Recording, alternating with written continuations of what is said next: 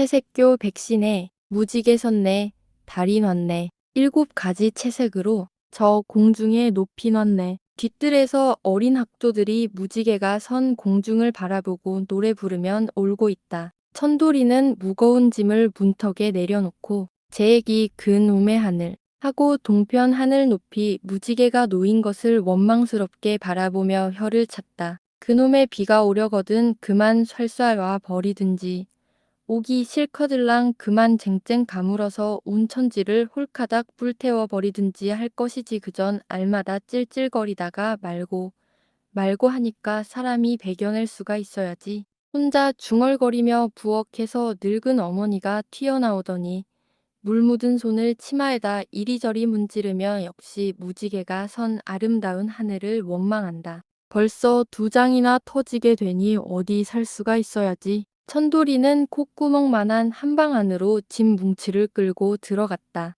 제액이 꼭 장날만 골라서 비가 온단 말이야. 그는 속이 상해 못 견디겠다는 듯이 푸 한숨을 내쉬며 짐 뭉치는 방 한편 구석에 밀어놓고 자기는 방 한가운데 가 아주 큰 대자로 펄쩍 드러누웠다. 점심은 어쨌노? 먹었나? 하면 을근이는 다시 부엌으로 들어갔다. 여태껏 점심도 못 먹었을라고 돈벌이야 하든 못하든 우선 먹어나 놓고 볼 일이니까. 천돌이는 퉁명스럽게 대답하였다. 글쎄 또 비가 오니까 장도 채 못 보았을 것 같아 어느 곁에 점심이나 먹었겠나 싶어서 죽이라도 행여 먹을까 싶었으었지.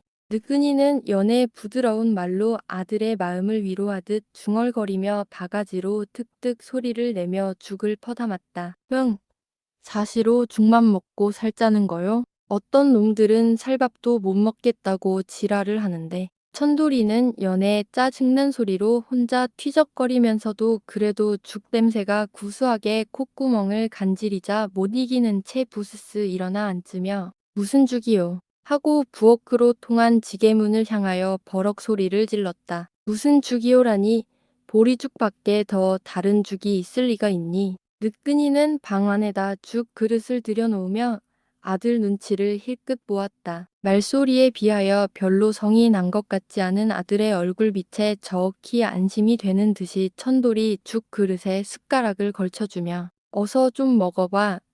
점심을 먹었더라도 벌써 배가 다 꺼졌겠다. 하고 죽 그릇을 천돌이 앞에 바짝 밀어주었다. 어디 좀 먹어볼까? 천돌이는 숟가락을 들더니 한 숟가락 푹 떠서 질질 흘려가며 훌쩍훌쩍 들이삼키기 시작하더니 삽시간에 한 그릇을 홀딱 먹어버리고 손등으로 입을 슬쩍 문지른 후 참 엄마. 부뚜막에 걸터 앉아서 땀을 졸졸 흘리며 죽을 퍼먹던 느끈이는 아들을 쳐다보며 뭐야, 왜? 하고 고개를 치켜든다. 글쎄, 젠장. 천돌이 음성은 자증이 잔뜩 난 것 같으나 무슨 기쁜 일이나 있는지 입은 연에 빙글거리는 것이 늙은이는 이상하여 재차 이척을 살폈다. 엄마, 저 뭐냐? 말을 해야 알지. 허참, 아니 엄마 솜씨는 이것뿐이지요? 날마다 쓰는 죽이 짜다가 싱거웠다가 되었다가 물렁거렸다가 어이 참 솜씨도 그만치만 죽을 쑤었으니 하머나 물미가 나서 선수가 될 터인데 참. 천돌이는 싱글싱글 웃기 시작하였다. 아이고 그 자식도 못났다. 늙은 어미 솜씨 나무라기가 일수로구나. 버릇없이. 느근이 역시 아들의 말이 아기에서 나오는 것이 아님을 아는 것인지 웃으며 대꾸를 하였다. 아이 참, 엄마는 솜씨가 없어. 아니, 이 자식이 왜 이래. 늙은 어미 솜씨 좋으면 시집을 보낼 처녀애던가 웬 걱정이냐. 그런 게 아니야 글쎄. 그러면 보릿가루하고 물하고 소금만 넣어서 끓인 죽에 무슨 별맛이 날 리가 있니? 어떤 사람은 보리죽에도 넣지 않은 굴맛이 나게 한다더냐. 느끈이는 일부러 셀쭉해진 모양을 해보이며 비꼬아댔다. 천돌이는 대답 대신 히힝 하고 열적은 웃음을 웃으며 느끈이의 눈치를 힐끗 바라보더니 다시 펄쩍 드러눕고 만다. 그렇게 더운 방에만 누웠지 말고 뜰에 좀 나오려무나 하는 느끈이의 말에 정신이 번쩍 난 듯이 벌떡 일어나 밖으로 슬그머니 나와 앉았다. 비에 젖은 뜰은 시원했다. 동쪽 하늘에는 아까 그 찬란하던 무지개는 사라졌고 새파란 하늘에 흰 구름 뭉치가 뭉게뭉게 떠오르고 있었다. 글쎄 엄마, 얘가 미쳤나 보다. 느근이는 못마땅한 얼굴로 땀에 젖은 적삼을 벗어 방에 던지고 양팔에 새까맣게 밀린 때를 치마를 움켜다 닦으며 뜰에 나와 앉았다. 매미 소리가 요란하게 들려왔다. 요즘 보니까 내 태도가 야릇하더구나.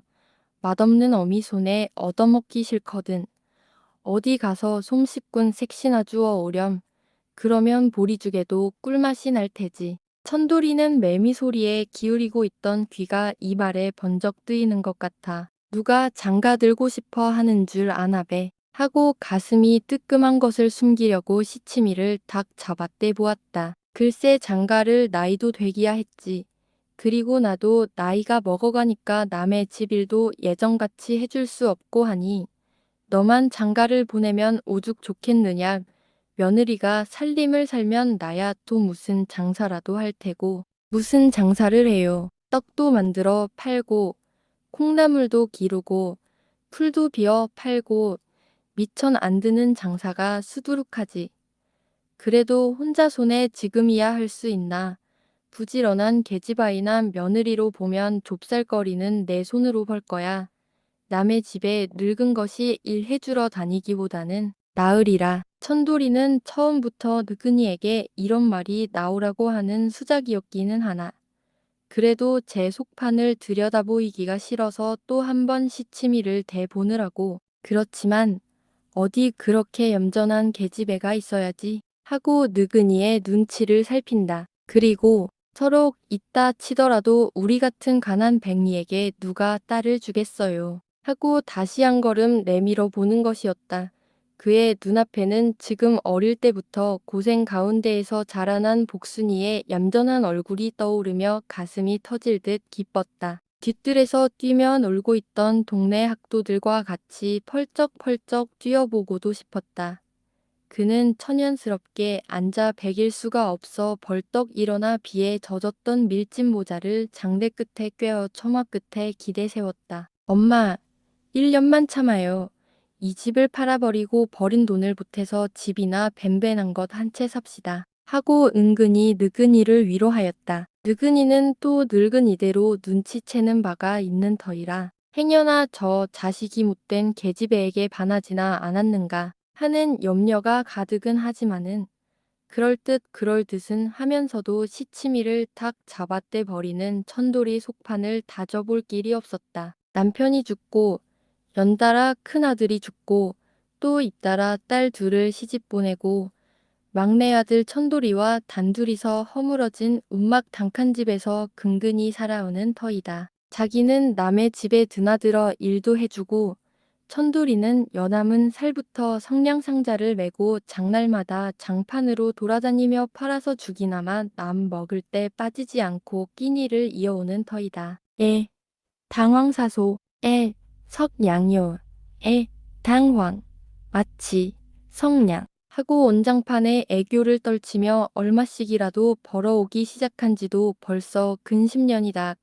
그러니 그 사이에 천돌이는 잔뼈가 굵어 지금 21살이다. 그는 작년부터 성냥 장수를 집어던지고 담보집 장수를 시작하여 잘 팔릴 잡화를 그동안 모은 미천으로 제밥 한 짐 장만해가지고 이곳저곳에 가까운 촌장으로 돌아다니며 팔게 되었다. 그러므로 10여 년 동안 이곳저곳 장터에다가 밥줄을 달고 있는 돌림 장꾼 천돌이였고 누구에게든지 친절하고 서글서글하게 말 잘하고 부침성 있고 잘 웃기고 하는 천돌인 까닭에 장터마다 단골도 많고 같은 돌림 장꾼들 사이에서도 신용이 두터웠다. 그뿐 아니라 이웃장을 보려고 오고 가는 길에는 장꾼들이 천돌이가 빠지면 섭섭함을 느끼기도 하는 터이었다. 놈이 똑똑해, 느그니, 한 대를 볼 거요. 하고 동네에서도 천돌이 칭찬 않는 사람이 없고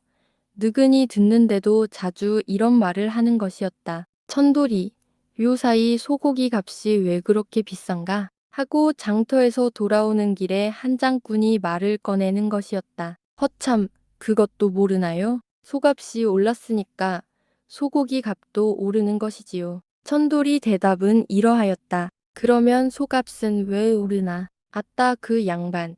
그것도 모르시오. 그래 모른다. 정말 몰라요. 그래 나는 몰라. 헤 그러면 나도 모르지. 그들은 일제히 웃으며 길 걷는 괴로움을 잊는 것이었다. 그러므로 천돌이는 장꾼들 사이의 화형이다. 그렇지만 금년은 너무 가물어서 어디 살 수 있겠나? 못자리가 죄다 갈라졌으니 하고 한바탕 웃음이 끝나자 뒤를 이어서 생강장수 박첨지가 또 말머리를 털어놓는다. 영감, 염려 마시오. 금년은 큰 비옵내다. 하고 또 말을 받는 것은 천돌이다. 어째서 그래? 허참, 그것도 모르세요? 초여름에 벼룩이란 놈이 많았지요. 그래, 벼룩이 많으면 큰 비가 온다던가. 모두들 헛나이를 먹었나 보오. 헛나이를 안 먹었으면 어떤 해여름에는 벼룩이 없다더냐. 글쎄 다른 해보다 유별나게 많더란 말이요. 그러니까 벼룩이란 놈은 사람을 물거든요. 물 것이 많으면 물이 흔하다는 거라오. 물이 흔하면 비가 많이 오는 거지 뭐요. 그 또 참 자식. 웃기는구나. 벼룩이 많으면 비가 많이 온다. 그럼 오구 말구 물 것이 많으면 흔한 법이지. 꼭 많이 오겠나. 오다 뿐이겠소. 그러면 내기할까요? 비가 많이 오면 영감딸 날 주겠소. 또 한바탕 웃음이 터진다. 박첨지도 지지 않으려고 그래 내기하자. 비만 오면 달 뿐이겠나.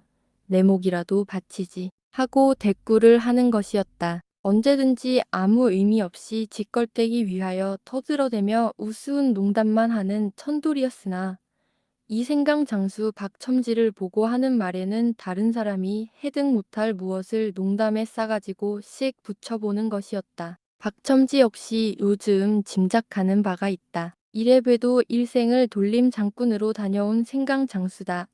어련히 잘 알랐고 다른 사람 같이 자기에게 오는 말을 농담이든 잡담이든 그 속에 뼈다귀가 들도 안 들었음을 모를 리 없고 그 쌓인 뼈다귀를 이리 넘길까 저리 넘길까 하는 앞선 생각까지 척하고 있는 판이다. 그날은 산 너머 매화골장을 보고 돌아온 날이다. 그 장에 웬일인지 박첨지가 보이지 않았으므로 천돌이는 오래오래 맘먹어 우던 무엇 까닭에 어디로 볼일 보러 가는 척하고 물 건너 박첨지 집을 찾아갔다. 천돌이가 사는 동네 앞을 흐르는 큰 냇물에 다리를 건너면 얼마 안 가서 박첨지의 움막이 있다. 그는 다리를 건너기 전에 먼저 냇가에 내려가 얼굴과 손발을 깨끗이 씻고 난 후 밀짚 모자일지라도 멋있게 제꼈었다. 그놈의 첨지가 그만 밤사이에 죽어버렸으면 하고 생각했다. 그 첨지가 미워서가 아니라 첨지에게 자기의 속을 들여다보일까 겁이 났던 가닥이다. 그래도 내친 걸음이라 사내 자식이 그대로 돌아서기 싱거워서 꾹 참고 그대로 혼자 열적은 웃음을 웃어가며 박첨지 집을 향하여 걸었다. 종담장도 없는 벌판의 외딴 토막집, 즉 박첨지의 집 앞에까지 당도하였다. 금방 앞으로 쓰러질 것 같은 그 집방지게 문은 열려 있고 인기척은 없었다. 차라리 아무도 없으면 그대로 돌아가 버리고 싶었다. 그러나 할 수 없어 이리저리 머뭇거리다 말고 기침을 두어 번 하며 용기를 내어 영감 집에 있소 하고 소리를 쳐보았다. 아무 대답이 없었다. 그는 부쩍 용기가 나서 이제는 열린 방문 앞까지 다가가 서며 영감이 집에 없나 있나 집에 사람이 없나 빈집 같네 영감 하고 소리를 크게 질렀다. 그제야 방 한옆에서 숨바꼭질이나 하는 것 같이 박첨지의 딸 복순이가 고개만 쏙 내밀어 천돌이를 날름 쳐다보며 어딜 가고 없는데 하는 말을 끝까지 채 못하고 자라못같이 다시 쑥 들어가며 생긋 웃었다. 천돌이는 발끝이 자르르 우는 것 같았다. 히잉, 첨지가 어디 가고 없단 말이지. 안성맞춤이란 거다. 고놈의 계집애 누구를 녹이려고 웃기는 도 어디 보자. 오늘은 하늘이 두 조각이 나더라도 한번 부딪혀보고야 말걸. 천돌이는 단단히 아랫배에 힘을 주어 혼자 결심을 하면서도 가슴속은 떨리고 간지러워 조금 머뭇거려지는 다리에 힘을 주어 문턱에 가 비위 좋게 적 걸터 앉았다. 영감이 어딜 갔나? 조금 떨리는 음성에 간신히 위험을 내어 말을 건넸다. 몰라. 복순이는 착 돌아앉았다. 헤어진 옷을 깁는지 바느질 그릇을 앞에 당겨놓고 만지작거리기만 한다. 가난한 그 살림 속에서도 계집애답게 비록 낡은 무명이나 살구꽃 생물들인 저고리에 검정 치마를 입었고 숨 많고 긴 머리를 되는 대로 충충 따 느리고 돌아앉아 있는 그 모양을 천돌이는 오래 바라보고 있을 수가 없었다. 그 가느다란 허리에 제 힘찬 팔이 감기는 것 같은 착각에 온몸이 떨렸다. 기다리고 별로 오던 이 좋은 기회. 어인 일인지 가슴은 졸이면서 말문이 딱 절벽같이 닫혀 떨어지지를 않는다. 가슴은 염치 없이 몹시도 뛰었다. 그래, 어제 장의 영감이 왜 안 갔던가? 그는 간신히 한마디 말을 도 건넸다. 몰라. 천돌이 말문은 도 쇠퉁이 내리려 한다. 에잇, 사내 녀석이 못나게. 그는 아래 뒷일을 한번 곽 깨물어 한숨을 한번 확 내뿜고 난 후 첨지가 돌아오기 전에 어서 수작을 해야겠다고 갑갑함을 못 참아 했다. 조놈의 계집애. 역시 말문에는 쇠퉁이 내리고 가슴만 후다닥거리고 몸까지 문턱에가 천근만근 들어붙어 버렸다. 이리 좀 보렴. 대답 좀 시원하게 하면 어떠냐. 그는 두 눈을 부릅뜨고 간신히 또 한마디 끄집어냈다. 무슨 대답? 복순이 음성이 우레 소리같이 두 귓구멍에 왕 울리어 전신이 찌르르 하였다. 예, 날 좀 보렴. 못나기야 했지만은 그렇지만은 암만 못나도 이리 좀 오렴. 복순이는 부끄러워 못 참겠다는 듯이 앞으로 고개를 아주 내려뜨리며 상긋 웃는 듯하였다. 천돌이는 그만 말문이 확 터지는 듯 막아둔 물목을 툭 끊어버린 듯 용기가 불쑥 솟았다. 너는 내가 보기 싫으냐? 대답을 좀 하렴. 싫다면 그만이지. 누가 억지로 자꾸 그러니. 어서 너의 아버지가 오면 어떡해. 글쎄 어서 대답 좀 해봐. 너의 아버지가 오면 나를 죽이려 들지 않겠니? 어서 대답해요. 무슨 대답? 아버지가 벌써 오실까봐. 복순이의 똑똑한 그 한마디에 천돌이 전신은 날랜 사자와 같이 긴장되었다. 나는 너 까닭에 죽겠다. 누워서나 앉아서나 길을 걸어갈 때나 그저 내 얼굴이 자꾸 보인단다. 참을 수가 있어야지. 그래도 나는 워낙 못생겼으니까 너는 나를 미워하겠지? 네가 나를 싫다고 하는 날에는 나는 그만이다. 나는 그까짓 죽어버릴 테다. 누가 죽으랬나? 네가 날 싫다면 죽으란 거나 마찬가지지. 아이 참. 안타까운 듯 뒷문으로 달아날 듯 복순이는 벌떡 일어섰다. 천돌이는 즐겁을 하듯 몸을 날려 방 안으로 뛰어들어 뒤 문턱에서 복순이 가느다란 그 허리를 잡아 앉았다. 너도 나를 좋다고 해. 아이고. 물에 빠진 사람이 구원의 줄을 죽어라고 휘어잡는 것 같이. 천돌이는 복순이 허리를 묵척 늘어져라 껴안고 그 허리를 놓치면 금방 제 목숨이 떨어질 것 같았다. 그 후부터 오늘까지 거의 밤마다 그들은 서로 만나는 것이었다.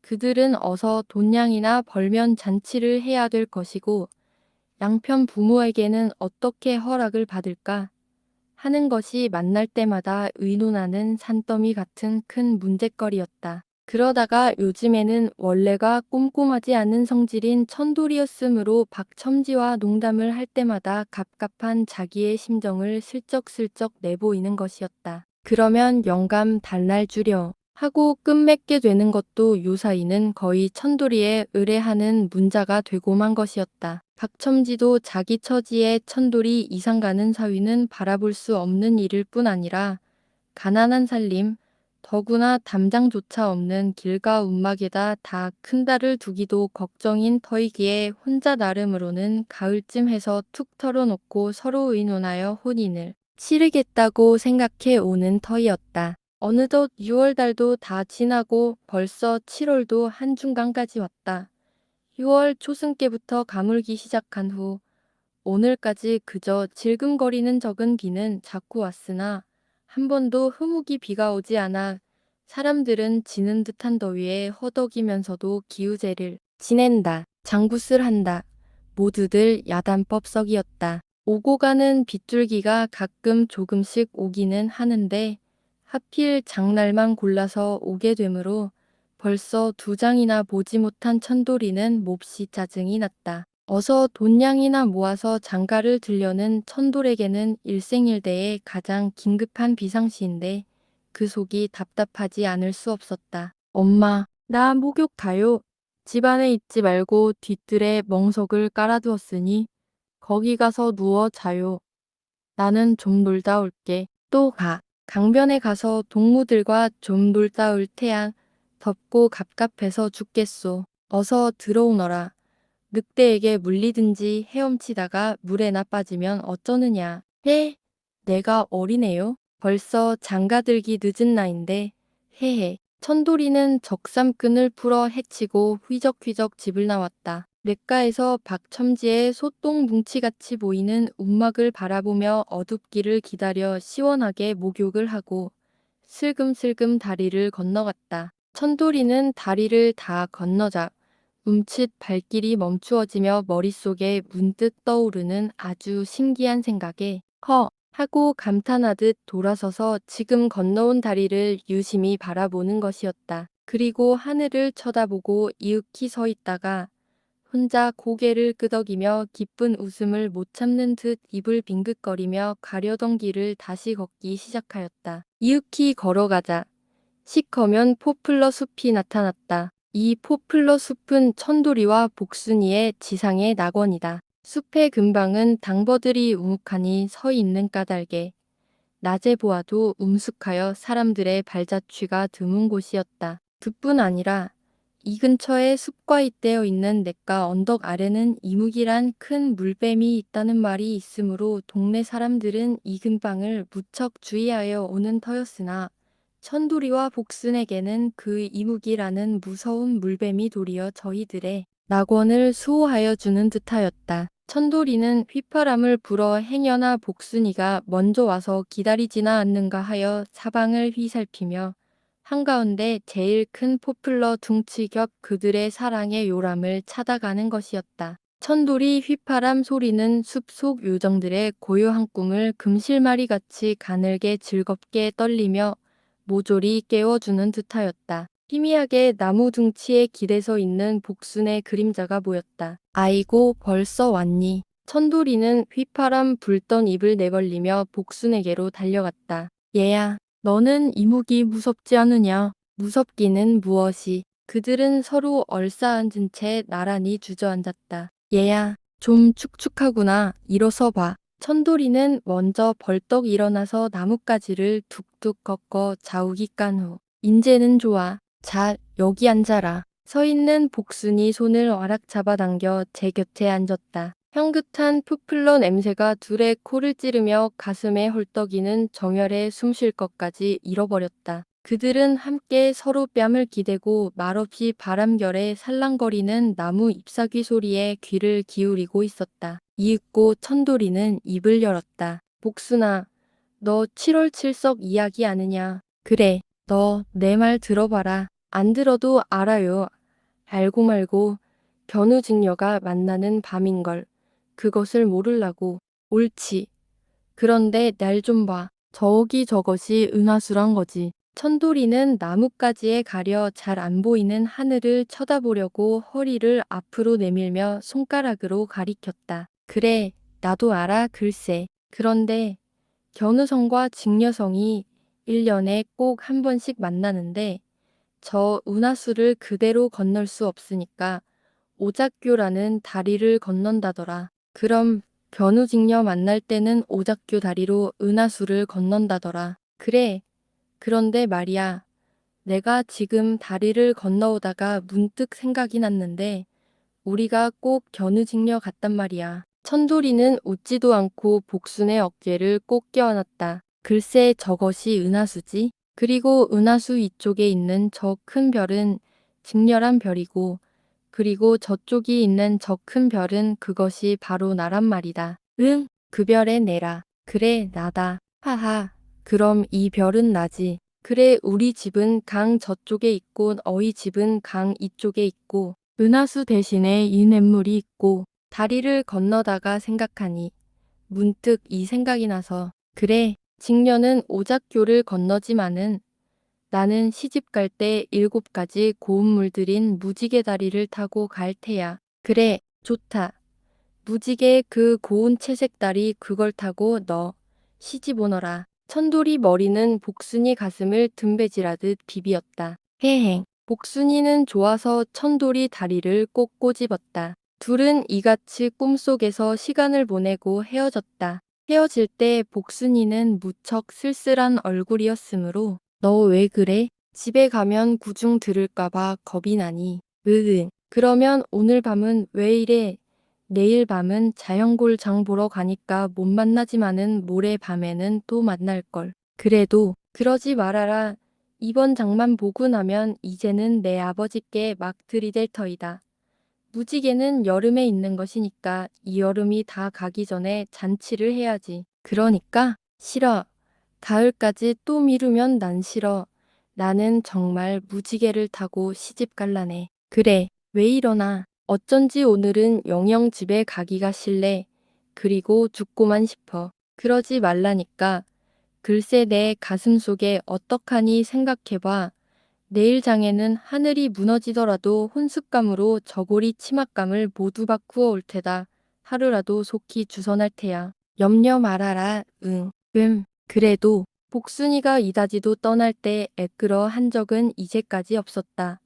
웬일인지 이날 밤은 몹시도 돌아가기 싫어했다. 정 같으면 도리어 천돌이가 복순이를 놓기 싫어서 공연히 못살게 굴어주었건만 오늘 밤은 유별나다. 천돌이 가슴은 한층 더 불이 붙었다. 그 이튿날 새벽에 천돌이는 동편 하늘 위에 몹시 험한 구름이 보이므로 그쪽은 비가 오고 있는 것 같았으나 짐을 지고 기운 좋게 집을 떠났다. 자연골 장터까지는 30리가량 되므로 이렇게 일찍 나선 것이다. 천돌이가 장판에서 늘 자기가 짐을 벌려놓는 장소에다 짐을 내렸을 때는 벌써 이른 장꾼이 달밝은 밤에 별같이 이곳저곳 흥성드뭇하게 나타났을 때였다. 오랜 가뭄이라 장판의 재미가 별로 없었으나 천돌이는 자기 장사는 뒤로 보내고 복순에게 줄 혼숫감 장만하느라고 분주했다. 새끼 점심때쯤 하여 장이 한창 어울리게 되자 빗방울이 뚝뚝 듣기 시작하여 비바람이 몰아때렸다. 아이고, 비님 오신다. 이제는 좀 흐무기 오시소. 장꾼들은 바라고 바라던 비가 오는 까닭에 아주 제 옷들이 젖고 장사가 안 되고 하는 것은 돌보지 않고 모두들 희희낙낙하며 제각기 흩어져 갔다. 천돌이는 비록 인쪽연이나마 저고리 3감과 치마 2감, 광목 20자, 동양저 한 피를 혼수턱으로 바꾸어 놓고 최후로 남색 인쪽연에 새빨간 것은 깃감으로 이불감을 떴다. 남색의 붉은 깃, 오래지 않아 복순이와 이불 속에서 달게 잠잘 생각을 하며 천돌이 입은 다칠 줄 몰랐다. 그늘 혼자 흥이 나서 콧노래를 부르며 특별히 혼숫감에 비가 새어들지 않도록 잘 싸가지고 찜 뭉치 한가운데 넣어서 짐을 묶었다. 집으로 향하여 오는 길에 비가 너무 몹시 오므로 그는 잠시 주막에 들어 자고 갔으면 싶었으나 그는 빗줄기가 폭포같이 내리쏟더라도 가다가 맞아 죽었으면 죽었지 주막에 들고 싶지 않았다. 어서 가자. 내일은 복순네 아비와 단판을 하자. 이 혼숫감을 어서 복순에게 줘야지. 얼마나 기뻐할까. 그는 비를 노다지 맞으면서도 비 맞는 줄 모르고 한결같이 빙긋빙긋 웃으며 길을 걷는 동안에 어느 결에 왔는지 황혼이 되기 전에 집까지 당도하였다. 그는 비에 젖은 짐 뭉치를 풀어 헤치고 비에 젖은 것을 골라 말리며 혼숫감은 어머니 눈에 띌까 겁이 나서 그대로 묶은 채 두었다. 그럭저럭 밤이 되었으므로 비만 오지 않으면 한달음에 복순에게 달려가 보고 싶었으나 몹시 피곤하고 복순이가 숲에 나오지 않았을 것을 생각하며 그대로 뒹굴어 누웠다. 비는 몹시 오는 모양이었다. 그는 그 빗소리를 들으며 잠이 들었다. 얼마를 잤는지 그는 몰랐다. 복순이가 유록색 회장저고리에 홍치마를 받쳐 입고 찬란한 회관을 쓰고 채색이 영롱한 무지개를 타고 여보, 날 좀 봐요. 나를 좀 보라니까 하고 손을 내휘두르므로 그는 어서 달려가 그 두 손을 꽉 잡으려고 애를 썼다. 그러나 그의 몸은 당에 뒹군 채 뗄 수가 없어 고래고래 고함을 치며 발버둥을 하였다. 얘야, 참 무슨 잠을 그렇게 야단스럽게 자느냐. 어서 일어나거라. 느그니가 혀를 차는 소리에 천돌이는 벌떡 일어나 앉았다. 그의 두 눈가에 눈물이 흘러 있었다. 그만 자고 나가 보아라. 아마도 콧물이 졌나 보다. 밖에선 야단이다. 하고 늙은이도 일어나 앉았다. 과연 그의 귀에는 잠들기 전과 조금도 다름없이 빗소리가 요란하고 그 소리에 섞여 경종소리가 울려오는 것이었다. 그는 불이 나게 일어나서 두 눈을 슬쩍 닫고 잠깐 방 가운데 섰다. 그 순간 그의 가슴 위를 차디찬 독사가 스쳐 지나는 것 같은 불길한 예감이 몸서리가 날 만큼 번쩍하였다. 만일에 그는 밑도 끝도 없는 외마디 고함을 치고 우장도 쓰지 않고 한달음에 문을 박차고 뛰어나왔다. 거리에는 도랑물이 넘쳐 덮이고 사람들이 길가에 우성을 치며 오락가락하는 것이 남의 눈에 비치는 것 같이 무감각하게 비칠 뿐이었다. 어느 사이에 샜는진 알은 벌써 새벽이다. 그는 바른 길로 냇가로 다른 박질 쳤다. 아하! 그는 한 번 다시 고함을 치고 헐레벌떡하며 딱 발길을 멈추었다. 그의 뒤통수와 전신이 싸늘해지며 몸에 꼼짝할 수 없이 그 자리에 장승이 되어버렸다. 모두가 물천지, 시뻘건 바다로 변한 물천지, 눈에 보이는 것은 모두가 물뿐이다. 오작교라고 느꼈던 그 내 딸이, 이무기가 있는 그 포플러 숲, 그리고 소똥 무더기만 하던 복순이 집 모두가 없다. 다만 물뿐이다.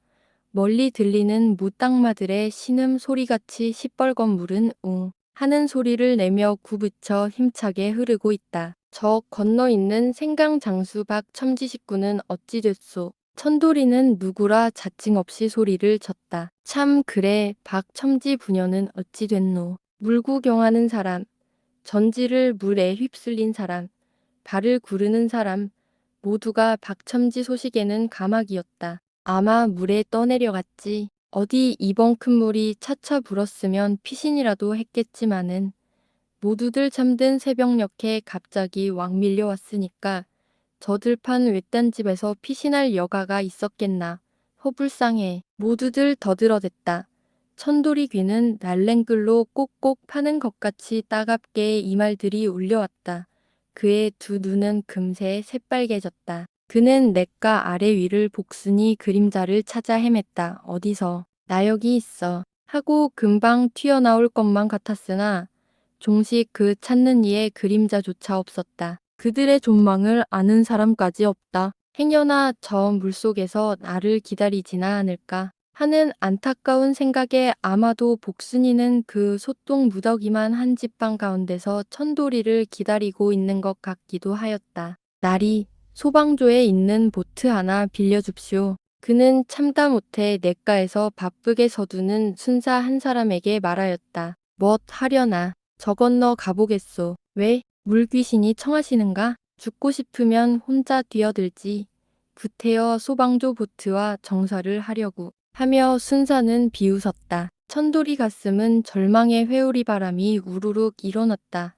그는 풍덩 물을 향하여 뛰어들려고 몇 번이나 빠질 뻔하였다. 금 옵슬 비가 점점 끊어지자 때는 아침대가 지났다. 그러나 그가 찾는 그림자는 종시 보이지 않았다. 오랜 가뭄의 끝이라 여간 비가 와서는 좀처럼 큰 물이 지지 않으리라고 생각해 봤던 것이다. 그보다도 오랜간만에 오는 비라 모두들 기뻐서 밤늦게까지 놀다가 첫 잠이 든 사이에 냇물 상류에서 내린 비가 불과 몇 시간 사이에 막혔던 물이 터지듯 갑자기 확 밀어닥친 것이었다. 물론 박첨지 집 부녀도 잠이 들 때까지 주의를 하기는 했으나 갑자기 그렇게 큰 물이 닥칠 줄은 모르고 막 잠이 든 뒤에 귀신도 모르게 물귀신이 되고만 것이었다. 천돌이는 홈 빠진 사람처럼 물 저편을 바라보며 질퍽거리는 언덕에 털썩 주저앉았다. 그때 그의 머리에 번개같이 스쳐 지나가는 것이 있었다. 참, 그래. 그는 괭 소리를 지르며 굵은 치매나 찔린 사람처럼 펄쩍 일어서 자기 집을 향하여 줄다름 쳤다. 그는 복순이가 집을 물에 빼앗기고 갈 데 없어 자기 집에 와서 자기를 찾고 있으리라는 생각이 들었던 것이다. 그러나 집에는 아무도 없었다. 그는 또다시 번개같이 냇가로 내달았다. 그의 가슴은 몹시 얻어맞은 벙어리같이 안타깝고 얼얼한 뭉텅이가 가로 꽂혀 있었다. 은하수, 오작교, 견우직녀, 무지개 그 아름다운 꿈, 가난하고 누추하고 짓밟히는 그 생활 속에서라도 두 젊은 영혼에게 오직 하나 가질 수 있던 그 아름다운 꿈, 그 꿈마저 이제는 하룻밤 사이에 휩쓸려 빼앗기고 말았다. 천돌이는 다시금 냇가 언덕 위에서 그 사랑의 낙원이었던 집이 있던 곳을 바라보며 애끓게 소리쳤다. 복순아, 부르는 소리는 가슴 속으로 녹아 흐르고 어허 하는 울음소리만 굽어치는 시뻘건 흐름 위로 애절한 선율이 되어 사라져갔다.